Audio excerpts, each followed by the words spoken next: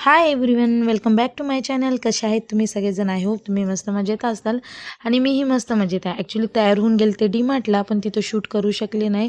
खूप सारं सामान घ्यायचं होतं आणि सोहमन मी खूप दमून गेलतो आणि मलाही असं थोडंसं कणकण आल्यासारखं वाटत होतं आणि काहीसं काम करावं वाटत नव्हतं.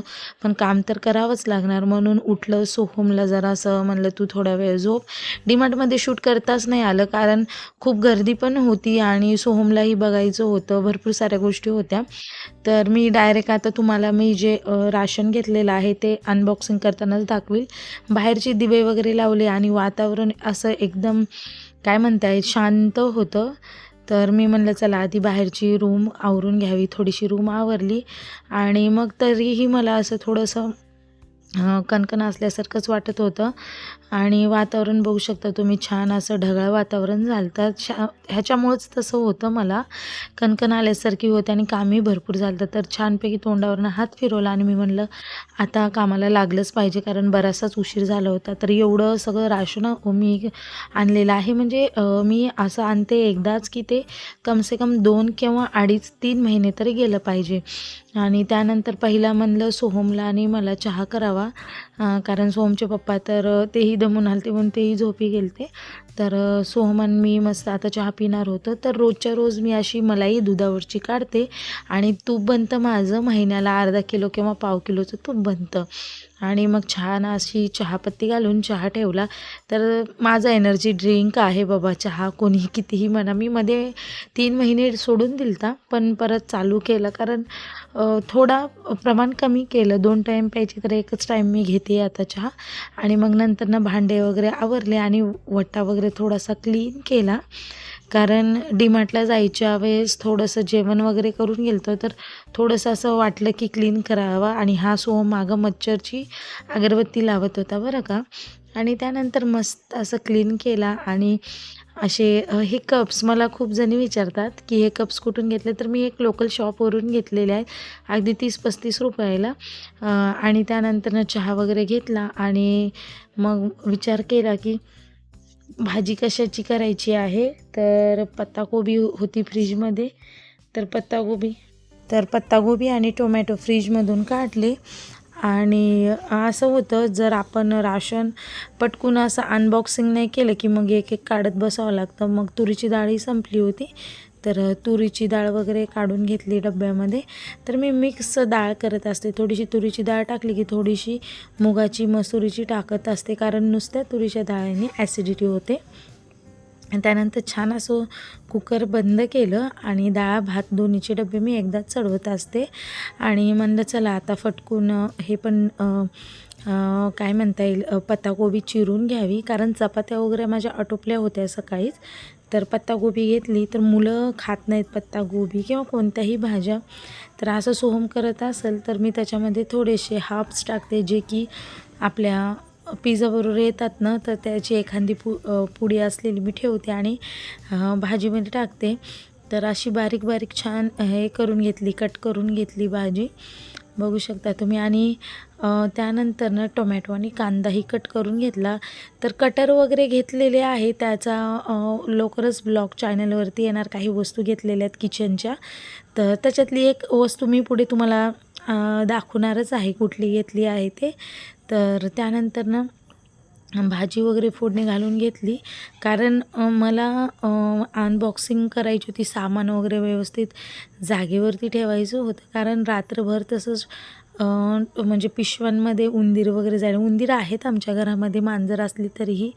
आणि मग मला भीती वाटते तेलाचं पॅकेट वगैरे फुटलं तर मग सगळ्या ह्याला लागणार करणार.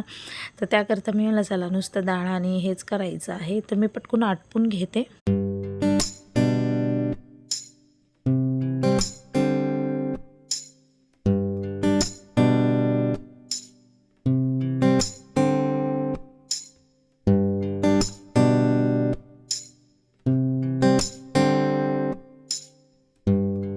भाजी वगैरे आटपून घेतली, भाजीला फोडणी घातलेली. तर कुकर पण झालं होतं. तर असं एकदाच लावलं ना की डाळ आणि भात दोन्ही एकदाच शिजून होतं. जर तुमच्या घरामध्ये सदस्य म्हणजे फॅमिली मेंबर कमी असतात तर तुम्ही असं करू शकता. तरी आमच्या घरामध्ये 5 आहे, पण भात एवढा पुरेसा होतो म्हणून मी दोन्ही एकदाच चढवत असते आणि गॅसही वाचतो आपला. तर डाळ वगैरे छान घोटून घेतली आणि ही ट्रिक मी खूप दिवसापासून यूज करते. ते राहिलेल्या गरम पाण्यामध्येही आपली घोटणी किंवा डाळ घोटणी म्हणतात त्याला धुवून घेते, कारण त्याच्यावरचे जर्म्सही निघून जातात. तर छान असा तडका बनवला आणि बघा किती कडक फोडणी बसली. वरण म्हणतात आमच्या इथं, सप्पक वरण, आणि वरण आणि भाजी तयार आहे. तर लगेच मग मी इकडं आता राशन पूर्ण काढायला बसली, कारण हे 2 पोते होते आणि मला व्यवस्थित सगळं लावायचं होतं. तर भरपूर आता हे कमसे कम मी असंच भरते की 3 महिने जावं, 2.5 ते 3 महिने. आणि हे सोहमच्या पप्पांनी संतूरचं नवीन काहीतरी साबण आलं होतं, तर ते घेतलेलं, ते पेअरसारखं दिसत होतं. तर नाही, पण ते संतूरच होतं. त्यानंतर सगळं पोत्यातून वगैरे काढून घेतले सगळं सामान वगैरे.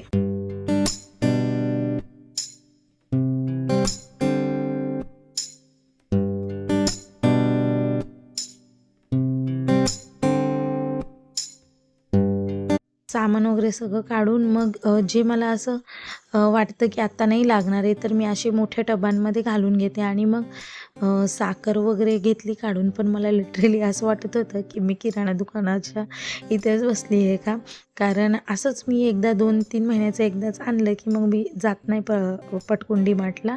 आणि मग हे पण काढून घेतले.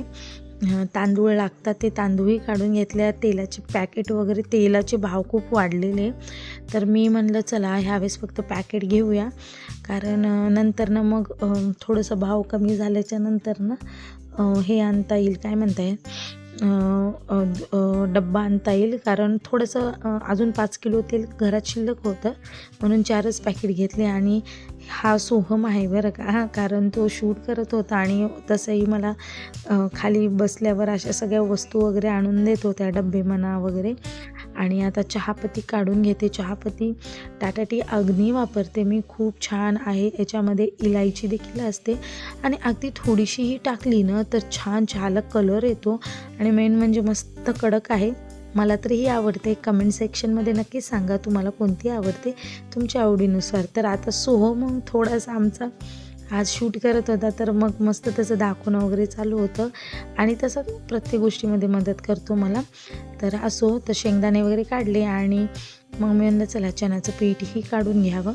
त्यानंतर सगळे डबे पॅक केले, बघू शकता तुम्ही. आणि सगळ्या डब्यांवरती हा मुंग्यांचा जो खडू आहे तो मारून घेतला, कारण मुंग्या वगैरे लागायला नको आणि उगाच मग झुरळं पण होतात, उगं काहीतरी होतं, म्हणून मी सगळ्या ह्याला मुंग्यांचा खडू छान असा मारून घेते. आणि सगळ्या डब्यांना, प्लास्टिक म्हणा स्टील म्हणा, सगळ्यांना मारून घेतलेला आहे.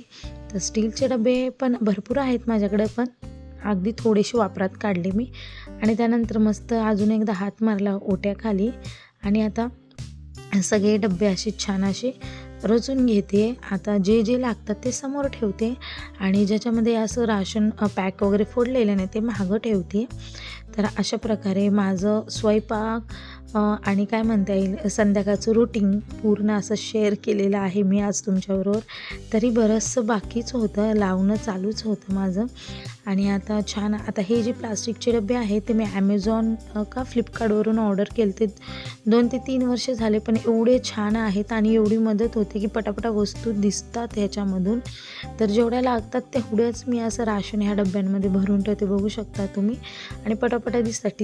स्टीलचे पण ठीक आहे, पण हे जरा सोयीस्कर पडतं म्हणून मी घेतलेले. कारण काय काय वेळेस मी कधी गावी जाते, कधी बाहेर जाते, तर बाकीच्या घरातल्यांना सामान मिळायला पाहिजे, तर त्याकरता मी असे ट्रान्सपरंट घेतलेले आहे की जेणेकरून मी नसेल तरी कोणाचंच काम राहून नाही जाणार. तर असे ट्रान्सपरंट डबे घेतलेले आहेत. आणि मला वाटते त्यावेळेस 400 का 450ला पडलेलं पूर्ण सेट. 24 डबे होते माझे, 24. तर 3 प्रकारचे डबे आहेत. मला जर लिंक सापडली तर मी नक्कीच त्याला टॅग करील. आणि हे 2 चहापत्तीच्या आणि साखराचे डबे आहेत स्टीलचे. तर अशा प्रकारे पूर्ण माझं राशन भरून झालं होतं, लावून झालं होतं. आणि एवढी थकली होती की असं वाटत होतं की झोपी जावं, पण अजून भांडे वगैरे आवरायचे पडले होते. तर असं किचन भरलेलं वाटेल की मनाला किती वेगळा आनंद होतो. आणि फ्लिपकार्टवरून ऑर्डर केलेली ही एक वस्तू आहे बरं का. तर मला खूप दिवसापासून घ्यायची होती. फायनली मी ती घेतली आणि कशी दिसते खरंच सांगा. आणि छान असं किचन आता सजलेलं आहे. आणि आताच मी इथं तुमचा निरोप घेते. आशा करते आजचा व्हिडिओ तुम्हाला खूप आवडला असेल. आवडला असेल तर नक्की चॅनल सबस्क्राईब, लाईक, शेअर करा आणि त्याचबरोबर बेल आयकॉन प्रेस करा. Bye bye.